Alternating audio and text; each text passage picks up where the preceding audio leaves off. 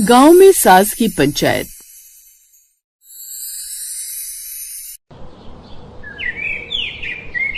सरिता देवी बहुत ही समझदार थीं और गांव में बड़े बड़े लोग उनसे सलाह मशवरा लेने के लिए आया करते थे।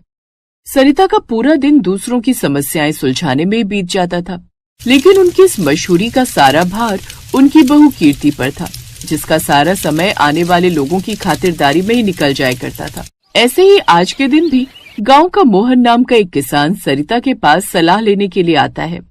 अरे सरिता बहन, तुम मेरी कुछ मदद करो, मुझे कुछ भी समझ में नहीं आ रहा। मेरा बेटा तो मेरी कुछ मदद करवा कर राजी ही नहीं है, बस जब देखो अपनी ही खुशी में डूबा रहता है।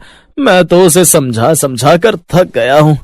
मोहन भाई, तुम्हारा बेटा अभी 16 साल का है, अभी उसे अपनी मर्जी कर लेने दो। यही तो उम्र है उसके खेलने कूदने की। धीरे धीरे वो अपने आप ही समझदार हो जाएगा। जब तुम उसके समय के थे तो तुम भी तो ऐसे ही थे। हाँ बहन, आपकी बात तो ठीक है। चलिए अब मैं चलता हूँ, माफ करना आपको परेशान किया। अरे ऐसे कैसे? घर आया मेहमान तो भगवान का रूप होता है, आप ऐसे नहीं जा सकते। अरे कीर्ति बहू, जरा जल्दी से 2 कप चाय तो बना कर लेकर आओ। देख मोहन काका आए हैं। रसोई में कीर्ति, जिसने पहले से ही चाय चढ़ा दी थी, वो गुस्से में बड़बड़ाते हुए कहती है, मैं तो अपनी सास की पंचायत से परेशान हो गई हूँ, जो सारा दिन गांव में लगी रहती है। कभी कोई तो कभी कोई, हर रोज मेरी सास से सलाह लेने आ जाता है। मेरी सास भी अब लोगों को मशवरा देती है तो देती रहे, लेकिन बेकार में मुझे रसोई में क्यों लगा कर रखती है? मेरा तो अपना कोई वजूद ही नहीं बचा है। कीर्ति अब कर भी क्या सकती थी? वो चुपचाप 2 कप चाय बनाकर उन लोगों के लिए लेकर चली जाती है। ऐसे कुछ दिन बीते थे, तभी गांव की एक सीमा नाम की औरत सरिता के पास आती है और कहती है, अरे सरिता बहन, मैं तो अपनी बहू से बहुत परेशान हो गई हूँ। वो कहती है कि घर में चाय नहीं पीनी चाहिए, चाय पीने से सेहत खराब होती है, और तुम तो जानती हो कि हम गांव के लोगों को चाय पीने की कितनी बुरी आदत होती है। अब तुम ही बताओ कि मैं क्या करूं? बस इतनी सी बात बहन, एक चाय के लिए अपनी बहू से रिश्ता बिगाड़ने की क्या जरूरत है? तुझे जब भी चाय पीने का मन किया करे तू मेरे घर आ जाए कर। मेरी बहू तो एक आवाज पर ही चाय बना कर ले आती है। देख, अभी तुझे दिखाती हूँ। सरिता ने ये बोला और उसके बाद अपनी बहू को गर्व के साथ आवाज मारनी शुरू कर दी। वो सीमा को दिखाना चाहती थी कि उसकी बहू कितनी आज्ञाकारी है। बहू, तुझे दिख नहीं रहा कि सीमा काकी आई हुई है? हमारे लिए जल्दी से 2 कप बढ़िया सी चाय तो बना कर ले आ। कीर्ति ने तब तक चाय बनाकर हाथ में कप थाम लिए थे और वो अपने आप से कहती है, हाँ, मुझे तो पता ही है कि यहाँ गांव में सास की पंचायत होती रहती है और मुझे रसोई की जिम्मेदारी दी जाती। अच्छा है कि अभी तक ये सिलसिला सिर्फ चाय तक ही है। धीरे धीरे अगर ये खाने तक आ गया और माँ जी घर के मेहमानों को रोकने लग गई, तब मेरी क्या हालत हो जाएगी? क्या मैं सिर्फ चाय नाश्ता बनाने के लिए इस घर में आई हूँ? कीर्ति उन लोगों के लिए चाय लेकर चली जाती है, लेकिन रोज रोज के तमाशे से वो बहुत ज्यादा परेशान हो गई थी। अब वो अपने पति प्रकाश को आवाज लगाकर एक दिन कमरे में बुलाकर कहती है, प्रकाश, तुम्हें कुछ करना होगा। माँ जी जब देखो घर में किसी न किसी को बुला लेती हैं और हम सबको परेशानी होती है। मुझे ऐसा लगता है कि गांव में सास की लगने वाली ये पंचायत हमें बंद करवा देनी चाहिए। घर घर रहना चाहिए, कोर्ट कचहरी नहीं। कीर्ति, तुम जानती भी हो इस गांव में सब लोग माँ की कितनी इज्जत करते हैं। तुम्हें तो खुश होना चाहिए कि तुम्हारी सास का इतना नाम है इस गांव के अंदर, और तुम इसी बात से परेशान कैसे हो सकती हो? तुम्हारा क्या है? तुम तो रोज सुबह अपनी सरकारी नौकरी पर निकल जाते हो और शाम को आते हो। सारा दिन एक वेटर की तरह हाथ में ट्रे लेकर मैं घूमती रहती हूँ। तुम्हें पता है, रोज नकारात्मक बातें करने से हमारे घर में भी नेगेटिविटी आती है। और अगर माँ जी को इतना ही पंचायत करने का शौक है तो उन्हें किसी पेड़ के नीचे पंचायत करनी चाहिए ना। घर पर ये सब कुछ करने की क्या जरूरत है? आखिर मेरी प्राइवेसी का क्या? मैं अपनी माँ की बहुत इज्जत करता हूँ कीर्ति, और उनके खिलाफ कुछ भी नहीं सुन सकता। और तुमसे भी यही उम्मीद करूंगा कि तुम मेरी माँ की उतनी इज्जत करो जितनी की मैं करता हूँ। वो इस घर की बड़ी है और उनका फैसला अंतिम है। प्रकाश ये बोलकर चला जाता है और कीर्ति इन सब चीजों से बहुत ज्यादा परेशान हो जाती है और आखिर में वो खुद ही डिसाइड करती है कि अब वो धीरे धीरे कुछ ऐसे काम करेगी जिससे उसकी सास अपने घर में पंचायत करना बंद कर दे। जब घर में कुछ लोग फिर से सलाह लेने के लिए आए थे तो वो हाथों में चाय तो लेकर आती है, लेकिन वो काली चाय होती है। माँ जी माफ करना, दरअसल घर में जब देखो पंचायत होती रहती है। गांव में आपकी इस पंचायत से मैं खुद परेशान हो गई हूँ, इसलिए मैंने घर में दूध लाना ही बंद कर दिया है। अब आपको मेहमानों को काली चाय ही पिलानी पड़ेगी। सरिता ये बात सुनकर हैरान हो जाती है। उसने कभी नहीं सोचा था कि कीर्ति इस तरह का बर्ताव करेगी। मेहमानों के सामने सरिता को बहुत शर्मिंदगी महसूस हुई। सभी मेहमानों के जाने के बाद अब सरिता अपनी बहू से कहती है, बहू, अगर चाय के लिए दूध नहीं था तो नींबू पानी लेकर आ जाती, लेकिन तुझे इस तरह से मेरा अपमान करने की कोई जरूरत नहीं थी। तू जानती भी है अब ये लोग कितने लोगों को बताएंगे कि वो यहाँ से चाय की जगह काली चाय पीकर गए हैं। मेरे सालों की कमाई इज्जत मिट्टी में मिल गई। आपकी इसी इज्जत के चक्कर में क्या आप मेरी परेशानी को नहीं समझेंगी? मैं रोज रोज रसोई में ही लगी रहती हूँ। दोपहर के समय हर इंसान को थोड़ा सा आराम करने का समय मिलता है, लेकिन उस समय भी मैं आप ही के आगे पीछे लगी रहती हूँ। ये बिल्कुल भी अच्छी बात नहीं है। क्या आप चाहते हैं कि मैं बीमार पड़ जाऊं? अगर तू इन सब चीजों से इतनी ज्यादा परेशान है तो ठीक है, अब से मैं खुद ही जो भी मेहमान आएगा उसके लिए चाय नाश्ता बना दिया करूंगी, और तुझे ये भी दिखाऊंगी कि मैं सारा काम अकेले बहुत अच्छे से संभाल सकती हूँ। तू बस देखती जा, अब मुझे तेरी मदद की कोई जरूरत नहीं है। सरिता ये बोलती है और टेढ़ा मेढ़ा मुंह बनाकर वहां से चली जाती है। लेकिन कीर्ति ये बात अच्छे से जानती थी कि सरिता सारा काम और अपनी पंचायती एक साथ नहीं संभाल सकती थी। वो बस ये चाहती थी कि सरिता को एहसास हो कि कीर्ति को उसकी इस पंचायती से कितनी परेशानी हो रही है। अगले दिन सरिता जल्दी उठकर रसोई संभालने की कोशिश करती है। समय गुजरता है। ऐसे ही एक दिन जब उसके घर कुछ लोग सलाह मशवरा करने के लिए आते हैं। सरिता बहन यहाँ से गुजर रहा था तो सोचा आपसे बात करता चलो और साथ में बैठकर चाय भी पी लेंगे। अब सरिता फिर से रसोई में जाती है। बार बार चाय बनाने और बर्तन धोने से उसके पैरों में दर्द होने लगा था। ऐसे ही कीर्ति के सामने सरिता की गांव वाली पंचायत चलती रहती है और सरिता बार बार कभी किसी के लिए नाश्ता लाती तो कभी कुछ, और कीर्ति बस उसे देखती रहती और अपने मन में सोचती, माफ करना माँ जी, आपको इस तरह काम करते हुए देखकर मुझे भी अच्छा नहीं लग रहा, लेकिन जो मैं महसूस करती हूँ वो समझाने के लिए मुझे ये करना ही पड़ेगा। जब तक आप थकेंगी नहीं, आप मेरी मेहनत की कद्र नहीं करेंगी। अब सरिता ने 1-2 दिन ही ये सब कुछ किया था कि वो बहुत ज्यादा थक गई और परेशान हो गई। और जब उसके घर वही औरत सीमा आती है जिसको उसने घर पर आकर बार बार चाय पीने की अनुमति दी थी, तो वो उस औरत से कहती है, देखो सीमा, मैं तुम्हें आज कोई चाय बनाकर नहीं पिलाने वाली हूँ। अरे अगर तुम्हारी बहू को नहीं पसंद है कि तुम्हारे घर में चाय बने तो चाय पीना छोड़ दो, या अपने लिए चाय तुम खुद बना लिया करो। हर चीज के लिए बहू को जिम्मेदार ठहराना जरूरी नहीं होता है। बहन, बहू भी तो इंसान है, कोई मशीन नहीं। अब तुम अपने घर जाओ। सीमा सरिता का बदला हुआ रूप देखकर हैरान रह गई और बिना कुछ कहे चली गई। सरिता को एहसास होता है कि वो सच में कीर्ति के साथ कितना गलत कर रही थी। वो कीर्ति के पास जाती है और उसका हाथ थाम लेती है। बहू, मुझे माफ कर दे, मैंने अपनी शान के चक्कर में तेरी सुख सुविधाओं को दांव पर लगा दिया था। आज मुझे समझ आया कि अकेले घर और बाहर का काम संभालना नामुमकिन है। सरिता देवी ने अपने गांव में चलने वाली पंचायत को अपने घर से हटाकर गांव के किसी पेड़ के नीचे शिफ्ट कर दिया। अब वहां पर उन्हें किसी का ज्यादा आदर सत्कार भी ना करना पड़ता और उनके घर वालों को भी उनके इस पंचायत से बिल्कुल भी परेशानी नहीं होती। अब घर में शांति थी और गांव वालों को उनकी सलाह भी मिल रही थी।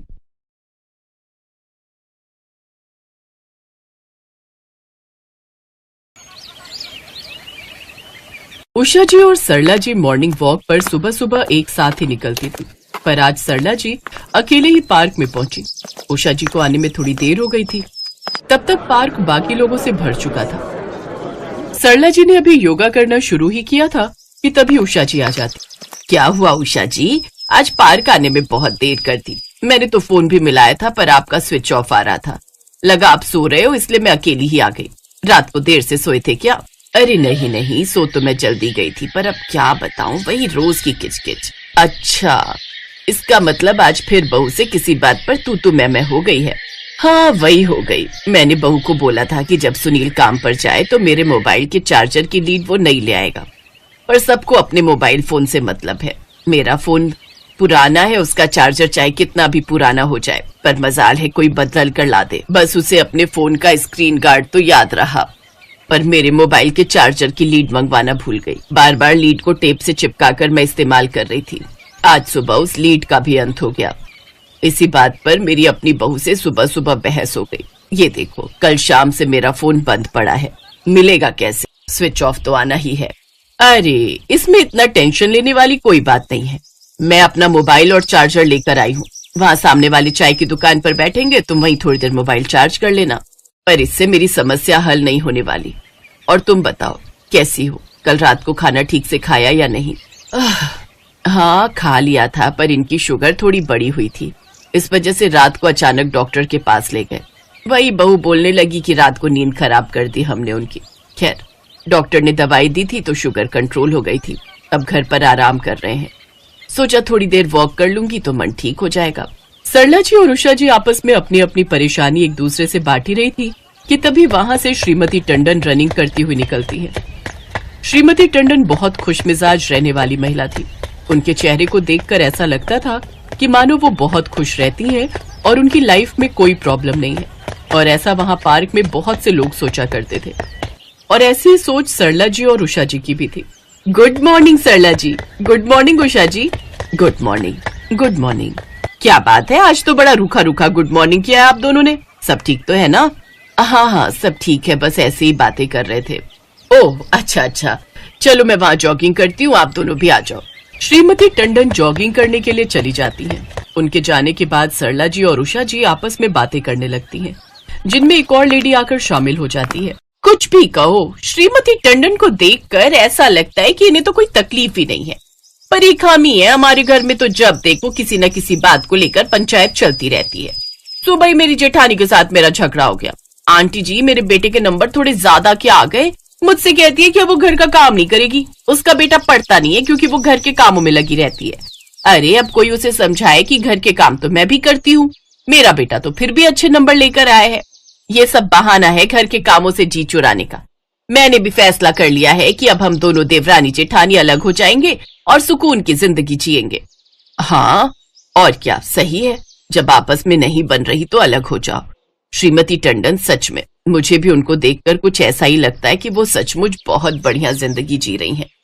प्रॉब्लम तो मुझे नहीं लगता कि उनकी लाइफ में कहीं से कहीं तक होगी। हाँ, सच में हम तो इतनी उम्र हो गई बेटा, इस उम्र में भी परेशानियां, झगड़ा, रोज के कलेश हमारा पीछा नहीं छोड़ते। तुम्हारी जितनी ही उम्र की मेरी बहू है और देख लो कितना लड़ती है मुझसे। सरला जी को ही ले लो, उनकी बहू कौन सा इनको छोड़ती है। कल रात को बता रही है कि कितनी लड़ाई की। और हम दोनों देवरानी जेठानी शहर में, बड़ों का बीच में होना बहुत जरूरी है। खैर, अब तो हमने फैसला कर लिया है, वो गांव से आए ना आए, हम दोनों देवरानी जेठानी अलग होकर रहेंगे। अच्छा आंटी जी, मैं चलती हूँ, मेरे पति ने ऑफिस जाना है, मुझे उनका नाश्ता रेडी करना है। बच्चों को स्कूल से छोड़कर सीधा यहाँ पार्क में आ गई थी।